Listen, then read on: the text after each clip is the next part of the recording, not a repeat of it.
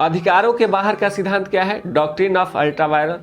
प्रत्येक समावेलित कंपनी अपने पार्षद सीमा नियम के उद्देश्य, वाक्य या खंड द्वारा निर्धारित अधिकार सीमा में ही कार्य करती है, किंतु यदि कोई कंपनी इस सीमा के बाहर कोई कार्य करती है तो उसे हम अधिकारों के बाहर का कार्य या अथवा अधिकारातीत कार्य भी कहते हैं।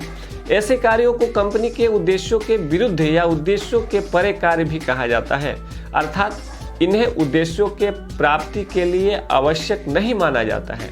हालांकि ऐसे कार्य अधिकारों की सीमा के बाहर हो सकते हैं, किंतु इन्हें लोक नीति के विरुद्ध कार्य या अवैध कार्य नहीं माना जा सकता है या नहीं कहा जा सकता है। उदाहरण के तौर पर यदि माने हम तो किसी कंपनी के सीमा नियम के उद्देश्य वाक्य में यह स्पष्ट लिखा हुआ है कि उसे केवल कंप्यूटर असेंबलिंग का कार्य ही करना है, किंतु उसके एमडी द्वारा किसी स्कूल संचालन के साथ लैपटॉप आपूर्ति करने का अनुबंध कर दिया गया है, या लैपटॉप आपूर्ति का अनुबंध या उसके कार्य अधिकार के बाहर माना जाएगा, लेकिन यह व्यर्थ नहीं माना जाएगा। ऐसे कार्यों पर ही अधिकारों के बाहर का सिद्धांत लागू तो होता है, लेकिन यह गैर कानूनी नहीं माना जा सकता है।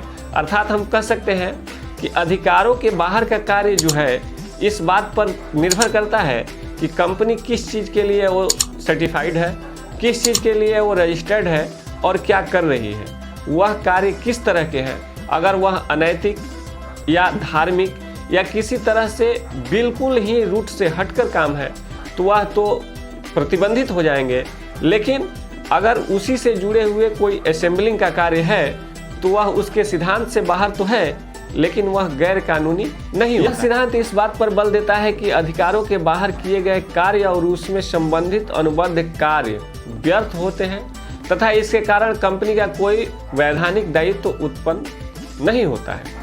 दूसरी ओर अनुबंधों के बाद ऐसे कार्यों की सभी सदस्यों की सहमति से भी वैधता सुनिश्चित नहीं की जा सकती है, अर्थात पुष्टिकरण द्वारा भी ऐसे कार्य को वैध नहीं बनाया जा सकता है, किंतु ऐसे कार्यों के लिए कंपनी के संचालकों को व्यक्तिगत रूप से उत्तरदायी ठहराया जाता है।